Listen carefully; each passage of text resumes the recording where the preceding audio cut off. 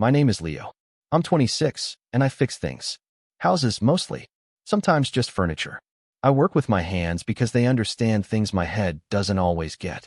Wood, steel, copper pipe, they have a logic to them. You learn their language, you respect their limits, and they do what you ask. People aren't as straightforward. I lived in the house my grandfather built. Not all of it, just the bones. He laid the foundation and framed the walls before the war called him away for good. My grandmother lived in it, half-finished, for 50 years. When she passed, it came to me. A shell filled with her memory and a lot of dust. I'd been working on it for 3 years, piece by piece. New wiring, new plumbing, floors that didn't groan like a dying man with every step. It was a slow job. My job. My life had a rhythm to it, steady and predictable as a plumb line. I'd wake up when the sun was still just a rumor in the east. The first thing I'd smell was old wood and the cool, damp air of the Vermont morning. I'd make coffee, black and strong enough to strip paint, and sit on the unfinished porch, watching the world wake up. Then I'd work. For clients, it was kitchens and decks. For myself, it was my own 4 walls. Evenings were for sanding, planning, and the quiet hum of the refrigerator. I was not lonely. I was just alone. There is a difference. My cousin Mark thought there wasn't. He was a real estate agent, all smiles and handshakes. He believed happiness was a transaction, something you acquired. He thought my solitude was a problem to be solved. "You need to get out, Leo," he'd said over the phone, his voice too loud for the quiet of my workshop. "There's more to life than sawdust and 2x4s. I looked at the dovetail joint I was chiseling. It was clean, perfect, a thing of simple beauty. "I like sawdust," I told him. "I set you up. Her name's Jessica. She's an accountant. 7 o'clock, the daily grind. Don't be late. Wear a shirt without a paint stain on it." He hung up before I could refuse. Mark was good at closing deals. Not much of a deal, just a blind date. So I went. I wore a blue flannel shirt that only had a small, faded spot of wood stain on the cuff. I figured that was a decent compromise. The Daily Grind was one of those places that tried to be a coffee shop and a wine bar at the same time, smelling of burnt espresso and Chardonnay. It was crowded, noisy. I felt like a stray dog in a showroom. I found the small table for 2 Mark had described and sat down, my hands feeling too big and too rough for the delicate little cup they'd eventually bring me. I watched the door. I had no idea what Jessica the accountant looked like. Every woman who walked in could have been her. I just sat, trying to look like a person who belonged there. After about 10 minutes, a woman entered who I knew, instinctively, was not her. She was older than me. Maybe late 30s, maybe a little more. She had dark hair pulled back in a way that was both elegant and a little messy, like she'd done it without a mirror. She wore a long, gray coat and carried a leather satchel that looked heavy with books. But it was her eyes that caught me. They were scanning the room with a kind of frantic, hunted energy. They landed on a man rising from a table in the corner, a man with a slick smile and expensive shoes. Her whole body tensed. Her face went pale. She looked away from him, her gaze darting around the room like a cornered animal looking for an escape route. Her eyes met mine. There was a flicker of something, desperation, maybe an apology. Then she was moving toward me, her steps quick and decisive. She reached my table. Before I could say a word, she leaned down, put one cool hand on my cheek, and kissed me. It wasn't a movie kiss. It was brief, clumsy, and tasted of fear and mint. Her lips were soft but firm. It was over in a second. She pulled back, her face inches from mine, her eyes wide. The scent of her hair was like rain and paper. "Please," she whispered, her voice trembling just a little. "Just play along. Please." I was too stunned to do anything else. I just nodded. My heart was hammering against my ribs like a misfired nail gun. She sat down in the chair opposite me, her back to the man in the corner. She didn't look at me.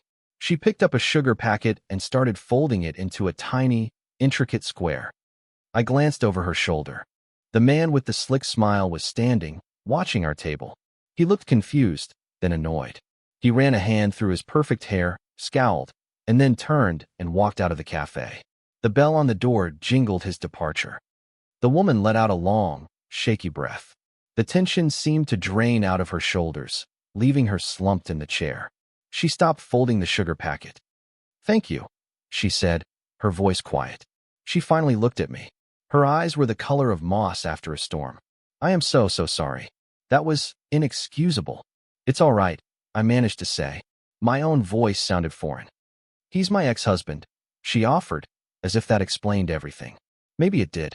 He doesn't understand the concept of no contact. Just then, another woman approached our table. She was blonde, sharp, and looked annoyed. Leo, she asked, her tone accusatory. I stood up. Yeah, I'm Leo. She looked from me to the woman sitting at my table, then back to me. A flicker of disgust crossed her face. You know what? Never mind. She turned and walked away without another word. I figured she must be Jessica the accountant. Mark was going to kill me. I sat back down. The woman across from me looked mortified. Oh no. Was that your date? I think so, I said. She buried her face in her hands. I'm going to crawl into a hole and die. I am so sorry. I've ruined your night. It's okay, I said, and I was surprised to find that I meant it. I'm not much for blind dates anyway. She peeked at me through her fingers. I owe you. A coffee, at least. Or something stronger. Coffee's fine, I said. Her name was Eleanor. She was a book editor. She'd just moved to town a month ago, trying to start over. She'd bought the old Miller house on Chestnut Street. I knew the one. It was 2 doors down from mine. A little Victorian place that had been empty for years. We talked for an hour. It wasn't like any conversation I'd ever had. It was easy. She asked me what I did, and when I told her I was a carpenter and handyman, her face lit up. Not with pity or condescension, but with genuine interest. She asked about the kinds of wood I liked to work with, about the house I was fixing. I found myself telling her about the grain of old-growth pine and the satisfaction of a perfectly flush joint. She listened, really listened. I have this bookshelf, she said, stirring her second coffee. It's one of those flat-pack things. I put it together myself, but it sways. I'm terrified to put my books on it. It feels like a metaphor for my life right now. I could take a look at it. I offered, the words coming out before I'd really thought about them. If you want. She gave me a small, hesitant smile. It was the first real smile I'd seen from her, and it changed her whole face. It was like the sun breaking through a week of gray rain. I'd like that very much, Leo. The next day was a Saturday. I woke up with a strange feeling in my chest. It wasn't anxiety. It was anticipation. I drank my coffee on the porch and looked down the street toward the old Miller house. I saw a light on in an upstairs window. I gathered a few tools, a drill, a level, some screws, a small container of wood glue. I walked the 2 houses down and knocked on her front door. It was painted a deep, hopeful blue. She opened it, wearing a soft, oversized sweater that made her look smaller, more vulnerable than she had in the cafe. She smiled that same hesitant smile. Hi, I said. Came to look at that bookshelf. Her house smelled of old paper, fresh paint, and brewing coffee. Boxes were still stacked in the corners, but the main living area was taking shape. Books were everywhere. In precarious piles on the floor, on the mantelpiece, on every available surface. It was organized chaos. The bookshelf in question stood against the far wall. It was tall, made of cheap particle board with a paper-thin veneer meant to look like oak. I gave it a gentle push. It wobbled like a newborn colt. See, she said, standing a safe distance away. It's a death trap. I knelt and examined the construction.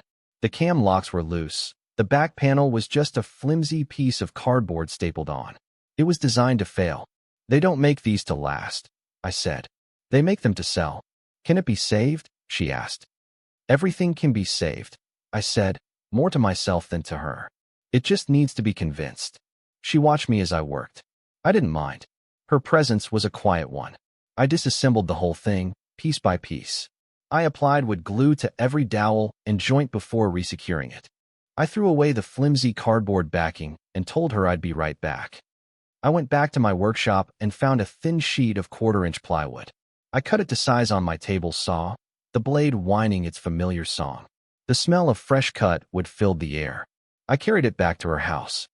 What's that? She asked. A spine, I said. Every good bookshelf needs one. I screwed the plywood onto the back, squaring up the whole structure.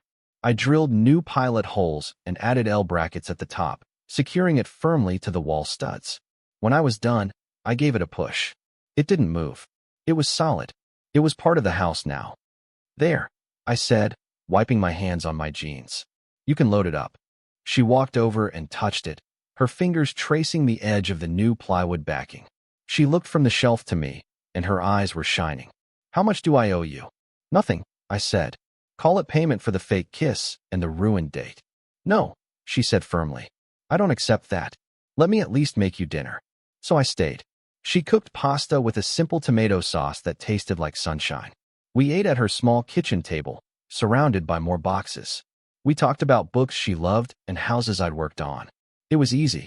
The silence between us wasn't empty. It was comfortable, filled with the quiet sounds of the house settling around us. That first fix became the beginning of a routine.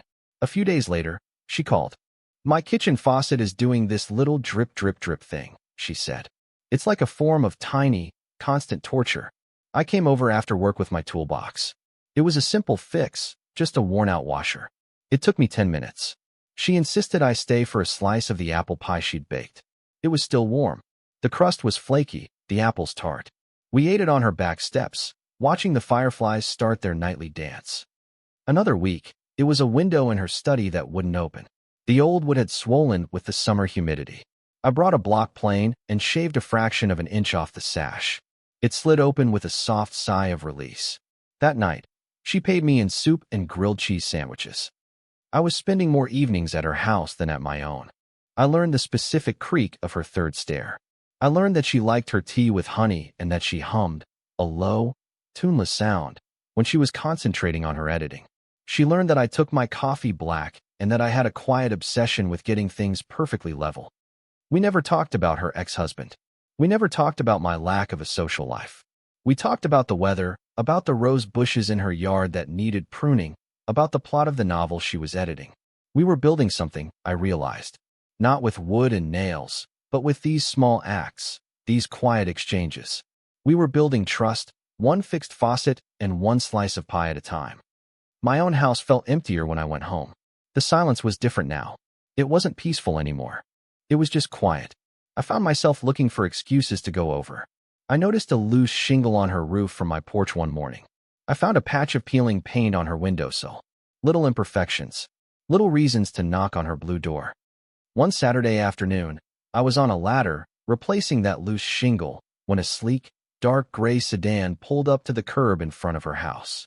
The man from the coffee shop got out. Richard. He wore a suit that probably cost more than my truck, and he moved with an air of ownership, like the whole street belonged to him. My stomach tightened. I stopped hammering and just watched. He strode up the walkway and rang the doorbell, a sharp, impatient sound. Eleanor opened the door. I saw her posture change instantly. Her shoulders squared, her chin lifted. She stood in the doorway, blocking his entry. I couldn't hear what they were saying, but their body language told the story. His was aggressive, leaning in, gesturing. Hers was defensive, rooted to the spot. I climbed down the ladder, my movements slow and deliberate. I didn't have a plan. I just knew I couldn't stay up on the roof. I walked over, my work boots heavy on the pavement. I didn't go to the door. I just went to my toolbox, which was sitting on the lawn near the porch. I started sorting through screws, my back to them, but my ears straining. "I'm not discussing this with you, Richard," I heard her say, her voice tight but steady. "I've asked you to leave me alone." "We're not done, Ellie," he said, his voice a low, condescending purr. "You can't just walk away from 12 years. I just want to talk." He tried to step around her, into the house. She put a hand on his chest to stop him. "No." That's when I moved. I walked up the porch steps, my toolbox in hand. I didn't look at him. I looked at Eleanor. "Forgot my level," I said, my voice calm. I stepped between them, my body shielding her from him, and reached just inside the door to where my level was leaning against the wall. I was taller than him, broader. Years of hauling lumber and swinging a hammer had given me a solidity he couldn't match with a gym membership. He took an involuntary step back. He looked me up and down, his eyes filled with disdain. "Who the hell is this?" "The handyman." I still didn't look at him. I turned back to Eleanor. My presence had given her a moment to breathe. "You want him to leave?" I asked her quietly. She nodded, her eyes locking with mine. There was fear there, but also a flicker of something else. Gratitude. Trust. I turned to him then. I met his gaze. "She wants you to leave," I said. It wasn't a request. He scoffed. "You have no idea who you're talking to." "I know I'm talking to a man who was asked to leave a woman's property." I said, my voice staying level and low. So you should probably leave. For a second, I thought he was going to try something. His fists clenched. His jaw was tight. He looked from my calm face to Eleanor's determined one. He saw a united front, a wall he couldn't break through with charm or intimidation. He let out a frustrated sigh, a sound of defeat. This isn't over, Ellie. He shot me one last poisonous look, then turned, stalked back to his expensive car, and drove away with a squeal of tires. The silence he left behind was heavy. I could hear Eleanor's breathing, a little ragged. I turned to her. She was leaning against the doorframe, her face pale. You okay? I asked. She nodded, but she didn't look okay. She looked like a string pulled too tight, about to snap. Thank you, Leo. Come on, I said gently. Let's go inside. I led her into the living room, the one with the solid bookshelf. I made her sit on the sofa and went to the kitchen to get her a glass of water. My hand was shaking slightly as I held the glass under the tap. I hadn't been scared. I'd been angry. A cold, quiet anger I hadn't felt in a long time. Angry that anyone would try to make her feel small. When I came back, she was curled up on the couch, her arms wrapped around her knees. She looked fragile. I gave her the water. Our fingers brushed. Her skin was cold. We sat in silence for a long time. The only sound was the ticking of an old clock on the mantel. Finally, she spoke, her voice barely a whisper. He used to tell me I was lucky to have him, she said, staring at the wall. That no one else would want someone so difficult. He said my books were a waste of time, that my job was a hobby. He picked out my clothes. He told me my friends were a bad influence. For years, I believed him. She took a shaky breath. Leaving him was the hardest thing I've ever done. It felt like I was tearing off a part of myself, even if it was a diseased part. And now he won't let go. He keeps showing up, acting like my moving here is just a phase, like I'll eventually come to my senses and go back. I didn't know what to say. The usual words, I'm sorry, that's terrible, felt hollow, like cheap particle board. So I said nothing. I just sat there with her, a quiet, solid presence in the room. I was a wall he couldn't get through. I could be that for her. The sun began to set, casting long shadows across the floor. The room grew dark. Neither of us moved to turn on a light. I should go, I said finally, my voice sounding loud in the stillness. Let you get some rest. No, she said quickly, turning to look at me. In the dim light, I could see the glint of tears in her eyes. Please, don't go. Not yet. So I stayed. We moved out to the porch, to the steps I had fixed for her. The air was cool and smelled of cut grass and impending rain. We sat side by side, not touching, but I could feel the warmth of her through the fabric of her sweater. That day in the coffee shop, she said, her voice soft. And today, standing on the porch. Was it just an act for you? Just being kind to the new neighbor? The question hung in the air between us. I thought about the past few weeks. The excuses I'd made to see her. The way my stomach flipped when she smiled.